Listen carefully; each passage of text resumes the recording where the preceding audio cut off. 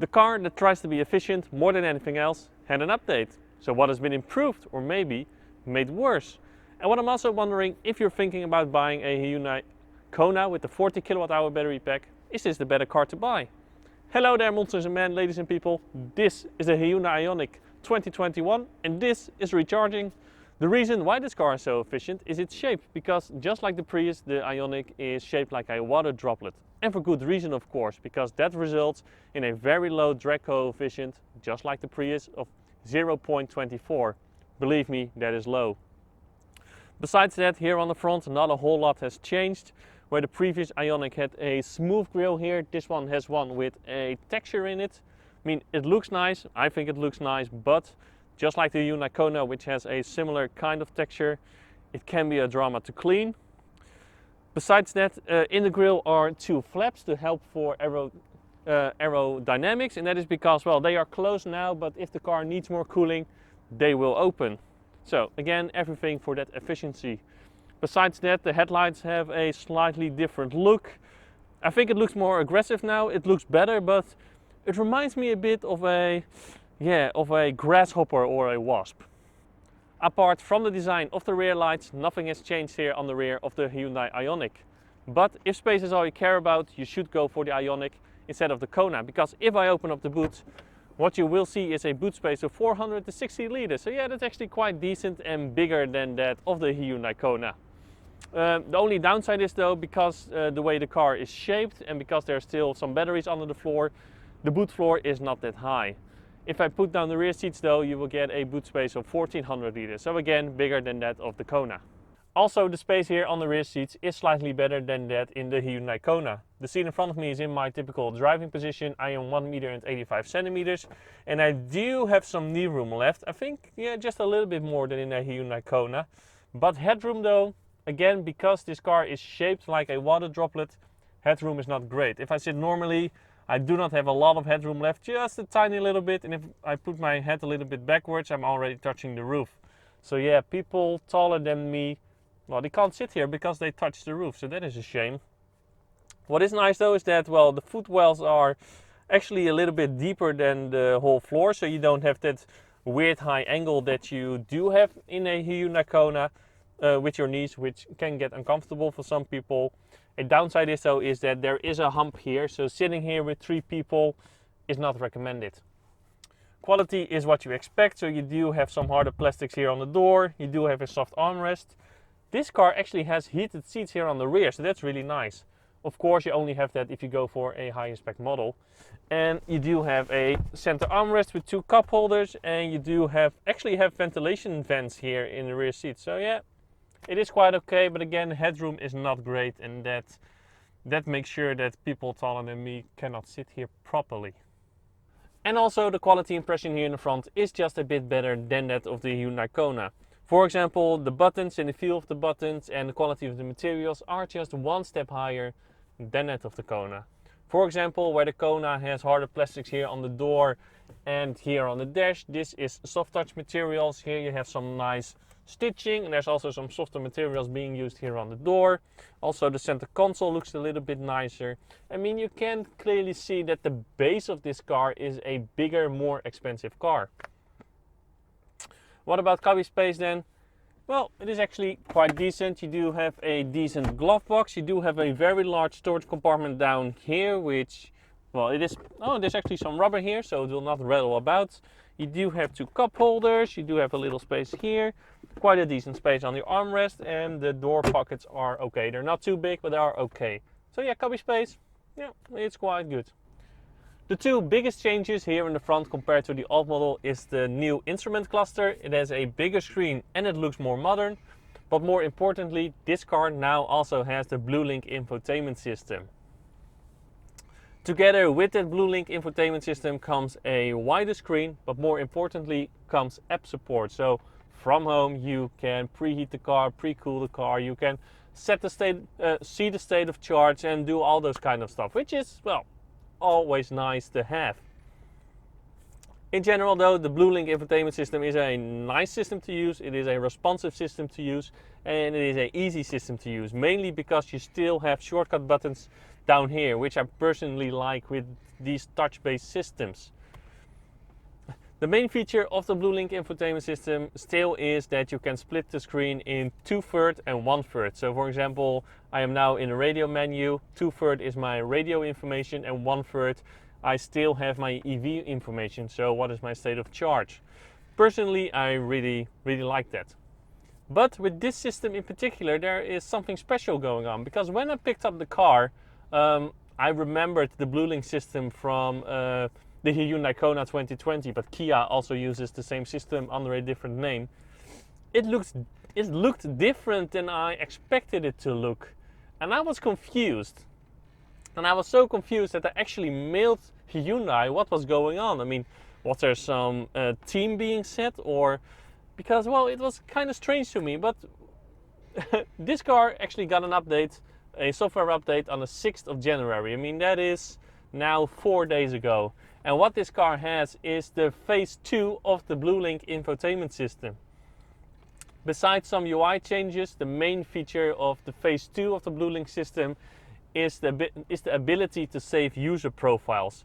So that means I'm now set in the car. I, for example, particular radio stations that I have as a favorite, and all those things are saved in a user profile. So when I get into the car, I can select my user profile. Of course, it defaults to the previous profile it is set on, but I can select my user profile, and the car is how I want it to be.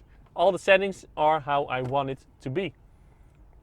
And for now, it saves your radio settings, and it saves the position of your mirrors and more. But Hyundai will keep expanding this functionality, because, for example, right now the position of your seat is not saved in that user profile. But if you have memory seats, that is a feature that will come in the future. So yeah, just like a Tesla, you can get in the car. In the car, you select your user profile, and the whole car, your seat, your mirrors, your radio stations, everything is how you want it to be. And the cool thing is that it is also possible to adjust some of those settings through the BlueLink app. So yeah, that is actually a great improvement. The only thing that I don't like about the phase 2 BlueLink system is that, well, previously on the home screen, so if I go to home now, right now you only see the time, and you see vaguely you see your map where you are, and you can press that and go to your navigation. But previously you could set 3 widgets here. So for example, your EV information, your radio information, and the map. And then I had all the information that I initially want from the car on the home screen in one look, and that's it. And I really like that. And from that information you can then click further into the menus. And that's not there anymore, and I wish Hyundai would bring it back, because, well, I really like that. The Hyundai Ioniq 2021 has a 136 horsepower engine with 295 Nm of torque. With that, it can do 0 to 100 in about 9.7 seconds, and the car is limited to 165 km an hour. What is nice about the 38 kWh drivetrain compared to the 64 kWh drivetrain is that, well, the 64 kWh drivetrain can be a little bit nervous on the accelerator pedal. Well, this one isn't, and that makes it actually more relaxing to drive. It is probably because it has less power, so you have to floor your accelerator pedal more to get, well, acceleration. But again, it makes this car more relaxing to drive actually. Also, compared to the Hyundai Kona, the Ioniq has a more comfortable suspension. I mean, the suspension of the Kona can be a little bit stiff, and sometimes because of that the car can be a little bit fiddly and bouncy, but the Ioniq is actually a very comfortable car to drive. A downside is, though, again, because the way this car is shaped, and because it has a bar at your rear window, a bar through your rear window, and the seat pillars are quite wide, you do have quite a blind spot if you look over your shoulder to the rear. But overall, yes, of course, I do miss that power of the 64 kWh drivetrain that my Kona offers, but I do think that the Ioniq is a more relaxing car and a more comfortable car to drive, and I actually prefer the way this car drives that over the Hyundai Kona. I said that the reason why this car is so efficient is its shape. Yes, of course that helps, but the second thing that makes this car so efficient is its drivetrain. I mean, Kia and the Hyundai are just very good at creating efficient EV drivetrains. I mean, this car has a battery pack with 38 kilowatt hours of usable energy, and the WLTP range of this car is 311 kilometers. Well, it is now around 5 degrees, and when I drive normally, I manage to get a range of around 240 kilometers. And I do really think that in summer you are able to get 300 kilometers of range. And 300 kilometers of range for 38 kilowatt hours of usable energy is very good. I mean, this car is still one of the most efficient EVs that is currently on the market. Where Hyundai did not improve the Ioniq though is on the charging hardware side of this car. Yes, the onboard charger did go from a 6.6 to a 7.2 kilowatt charger, but that is not groundbreaking.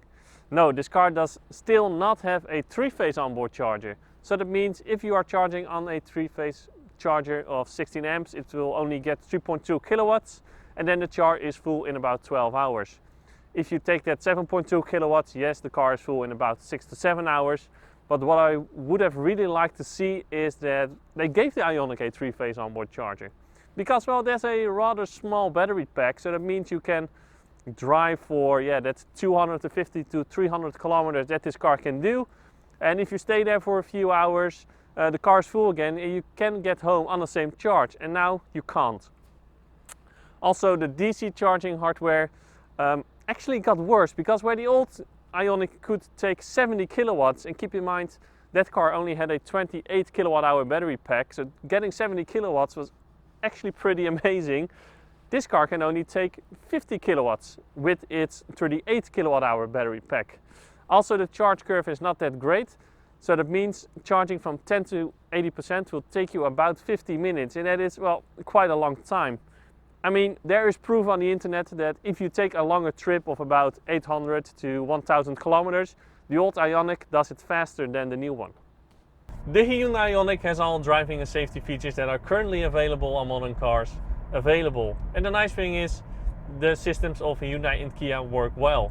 For example, the adaptive cruise control that also keeps you in lane, keeps you nicely centered into the lane. And I mean, not all modern cars do it as well as this car does. What about the electric driving features then? Well, you can set the amount of regeneration that the car should do when you lift your foot off the accelerator. You can do that by using the flippers behind the steering wheel, and you actually have 3 levels that you can set it to. What you can also do is set it to auto regeneration. So what the car then does is use its radar to determine how much regeneration it should apply. So for example, when there is no car in front of you, the car will actually let itself roll. When there is a car, depending on your distance to that car, the car will regen more or less. And the last thing is, if you really want to use all the energy that comes available while you are slowing down, what you can do is hold the left flipper, because the car will then come to a complete stop only by using regeneration and not using its physical brakes. The Hyundai Ioniq is still one of the most efficient EVs that is currently on the market. It is just a shame that Hyundai did not improve on the charging hardware of this car. And can I think of a reason why you should buy a 40 kilowatt hour Hyundai Kona instead of a Ioniq? Well, I can't. Only if you really want the high seating position of the Kona, you should go for that. Otherwise, the Ioniq is the better choice. And that was it. I hope you liked it, and if you do, please give a like and do subscribe. If not, please leave a comment below to see what I can improve. And then I would like to say now, thank you a lot for watching, and as always, to be continued.